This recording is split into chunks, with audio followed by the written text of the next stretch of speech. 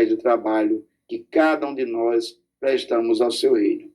E Deus, meus irmãos, se importando com aquela vida, com aquele etíope, com aquele homem que de tão longe havia vindo para adorá-lo em busca de salvação, o Senhor comissiona Filipe a auxiliar este homem. E o Espírito guia Filipe a este etíope, um homem muito rico e educado. Então, Filipe ouviu o etíope lendo o livro do profeta Isaías, e ele lia especificamente em Isaías capítulo 53, versículo 7 e versículo 8, que diz assim: ele foi oprimido, mas não abriu a boca, como um cordeiro foi levado ao matadouro, e como ovelha muda perante os seus tosqueadores, ele não abriu a boca. Da opressão e do juízo foi tirado. E quem contará o tempo da sua vida? Porque foi cortado da terra dos viventes, e pela transgressão do meu povo foi ele atingido. Nós vemos o relato desse texto em Atos 8, 32 e 33. Atos 8, 32 diz assim: e o lugar da escritura que lia era este: foi levado como ovelha para o matadouro, e como que está mudo o cordeiro diante dos que o tosquiam, assim não abriu a sua boca. Na humilhação foi tirado o seu julgamento. E quem contará a sua geração? Porque a sua vida é tirada da terra. Então, tendo Filipe ouvido que o etíope fazia essa leitura, Filipe inicia um diálogo com aquele homem e pergunta se o etíope entendia o que estava lendo. Entende tu o que lês? O etíope de imediato ele respondeu: como posso entender se alguém não me explicar? Meus irmãos, esse diálogo, essa iniciativa de Filipe, essa sensibilidade de Filipe de questionar aquele homem se ele entendia, se ele compreendia as escrituras, abriu a porta para que então eles pudessem se aproximar. Logo, o etíope convidou Filipe a subir e a sentar-se ao seu lado, Atos 8 e 31. Após ser evangelizado por Filipe, o etíope se converte a Cristo e pede para ser imediatamente batizado. Ao sair das águas, Filipe fora arrebatado pelo Senhor para Azoto, e indo para Cesareia, pregava por onde passava. Atos 8, 39 e 40.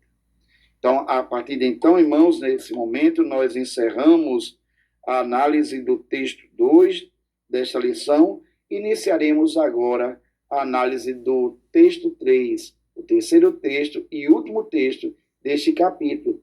E esse texto, ele enfatiza a conversão de Saulo e o início do seu ministério. Então, Saulo de Tarso foi um homem preparado de uma forma especial por Deus. Toda aquela preparação que ele teve, teológica, todo o seu zelo, todas as possibilidades que ele tinha, foram utilizados em prol do reino. Então, você, meu irmão, você, minha irmã, que deseja fazer um curso superior, você que deseja buscar conhecimento, faça isso. Deus é glorificado.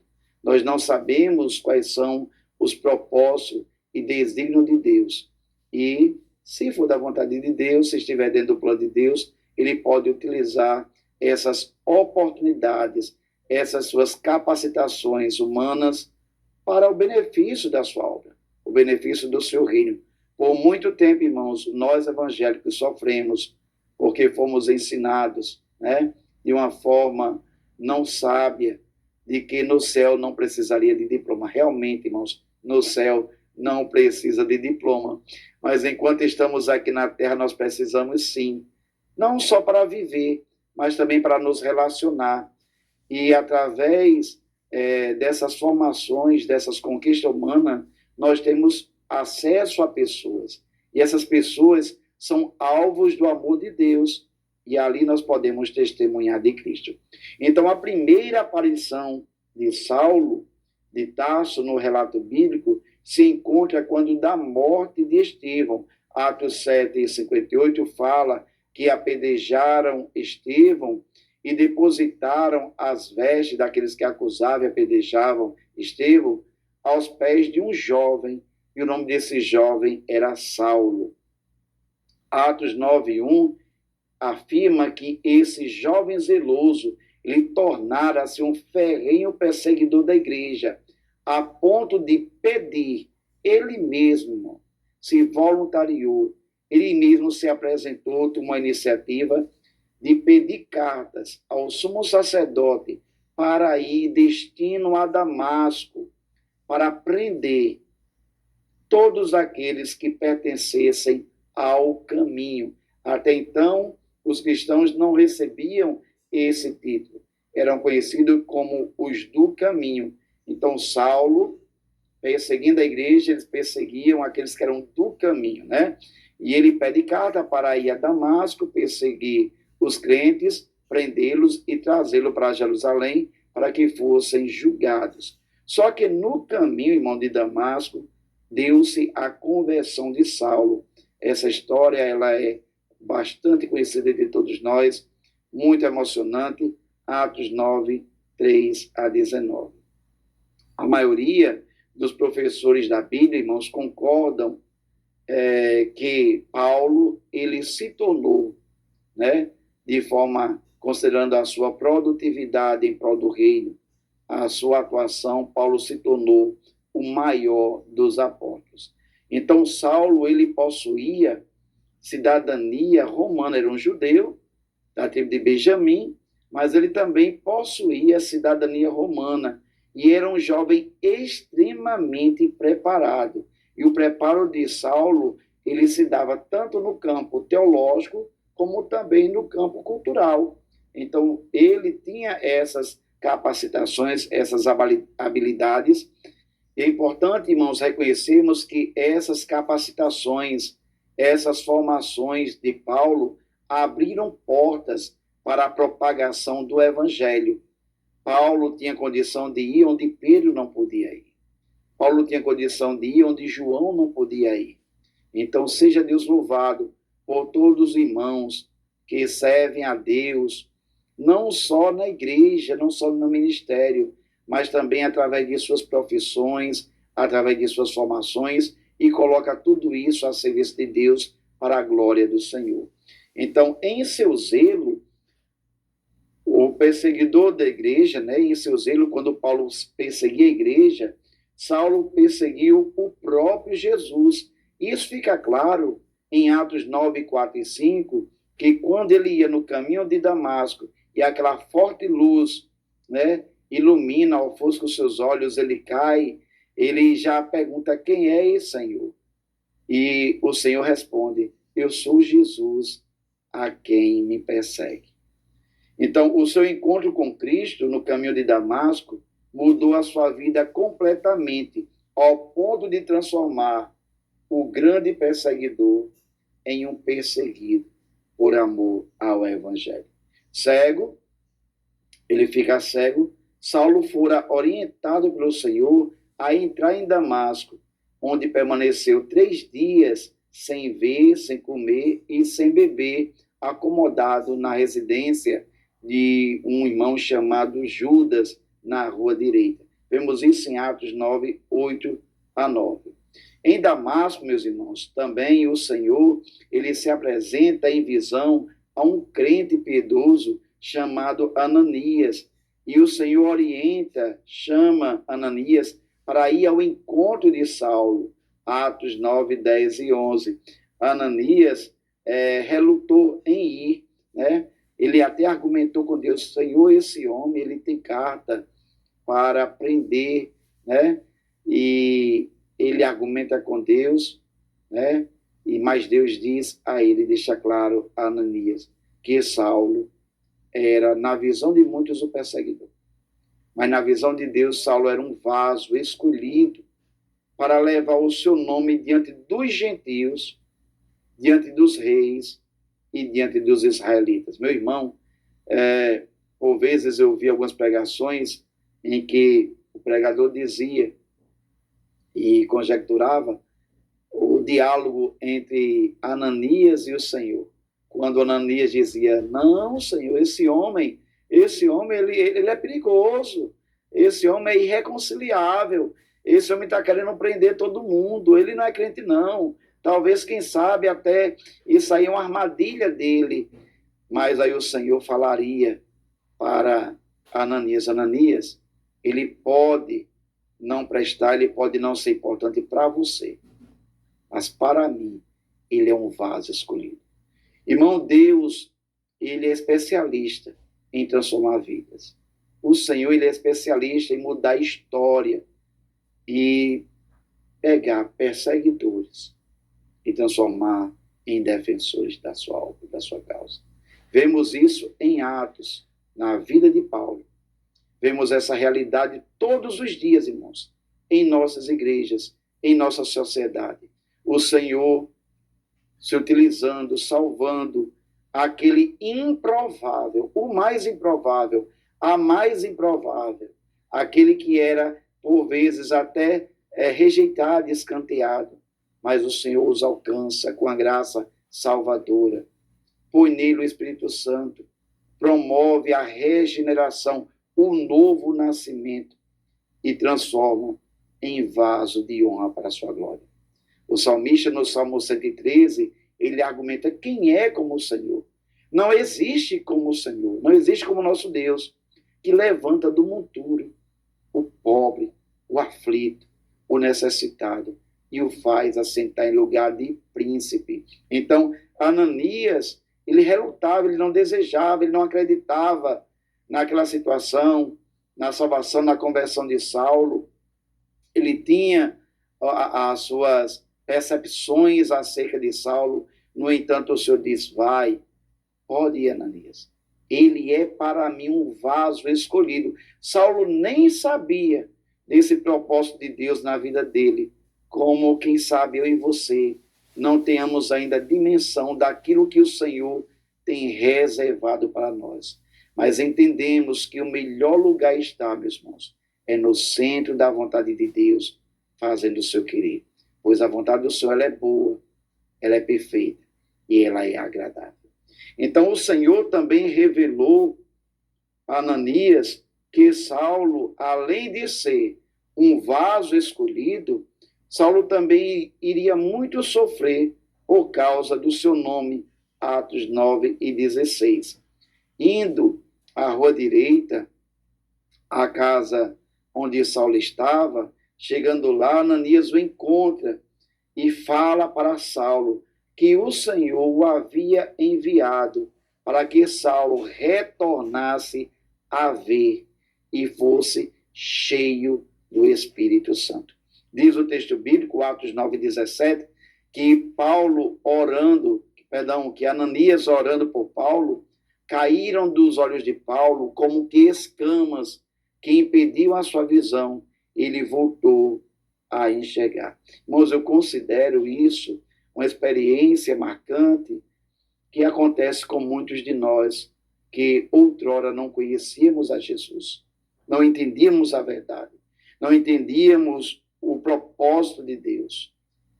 Vagueávamos em busca de salvação em outros caminhos, tínhamos nossas crenças, tínhamos nossas convicções, mas um dia o Evangelho nos alcançou. E tendo conhecido a verdade que liberta, caíram dos nossos olhos como que escamas. E nós conseguimos ver a verdade, ao ponto de nos questionarmos, Senhor, como é que eu não consegui perceber, né, isso há mais tempo? Como é que eu não aceitei a Cristo há mais tempo? Então, Saulo ali volta a enxergar e é cheio do Espírito Santo. Essa expressão, irmão, cheio do Espírito Santo, nos textos lucanos, nos textos escritos por Lucas, significa justamente batismo no Espírito Santo, o recebimento do dom de poder. Logo, meus irmãos, de acordo com Atos 9:18, Ananias, além de ter orado por Saulo para que ele pudesse ver, ele foi cheio do Espírito Santo. Ananias, ele batiza Saulo em águas. Atos 9:18. No entanto, quem batiza Paulo com o Espírito Santo, quem batiza Saulo com o Espírito Santo é o próprio Jesus, quando Saulo foi cheio do Espírito Santo. Atos 9:17. Então, tendo recebido a salvação em Cristo Jesus, tendo sido batizado em águas e também no Espírito Santo, Saulo começou a pregar imediatamente.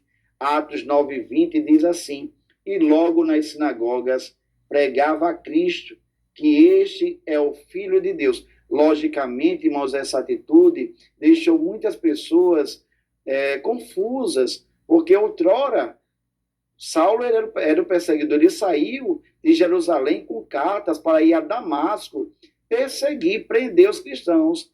Agora ele era um defensor da causa de Cristo, pregava a Cristo, era um cristão. Então Saulo começou seu ministério contando o que Jesus lhe fizera, mas não parou por aí. Atos 9:22-23 diz assim: Saulo, porém, se esforçava muito mais e confundia os judeus que habitavam em Damasco, provando que aquele era o Cristo. E passado muitos dias, os judeus tomaram conselho entre si para o matar.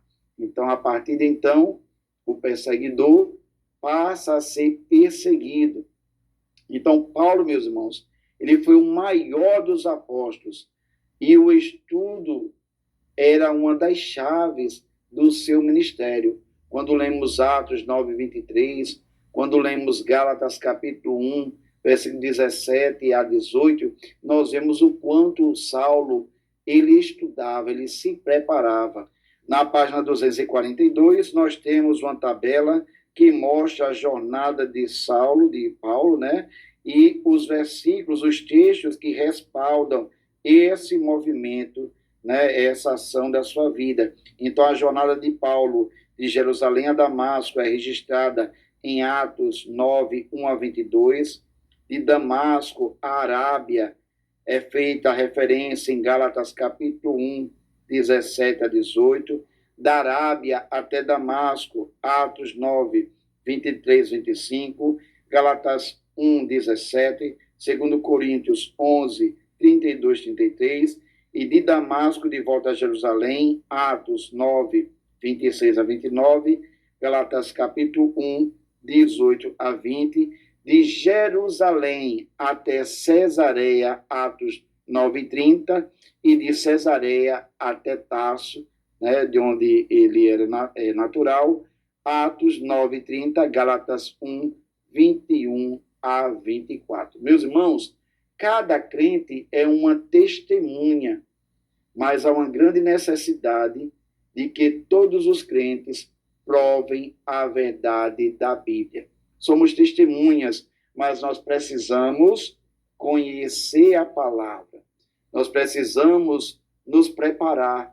E eu louvo a Deus pela vida de todos os irmãos, de todas as irmãs que têm sido despertados por Deus, despertados pelo Espírito Santo, para se prepararem para fazer um curso teológico, para aprender mais da Bíblia, para aprender mais de Deus, não só para a sua edificação pessoal, mas para serviço, para a obra de Deus, para servir aos irmãos. E quando eu falo serviço, eu não estou me referindo especificamente a um púlpito, nos nossos relacionamentos, nos pequenos grupos, naqueles que estão ao nosso redor, em nossos lares, no trabalho, entre os nossos familiares, amigos, nos ciclos de amizades.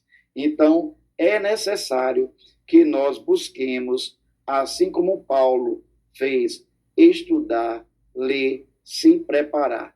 Então, essa habilidade aumenta apenas por meio do estudo bíblico. A necessidade de aprofundamento bíblico somente, irmãos, se você parar e ler a Bíblia. É necessário parar, é necessário reservar um momento de leitura, um momento devocional, um momento de crescimento em conhecimento e orando para crescer também em graça. Então, conforme você estudar, Deus aprovará a forma pela qual você lida com as Escrituras. O apóstolo Paulo, consciente da importância de estudar as Escrituras, ele dá um conselho.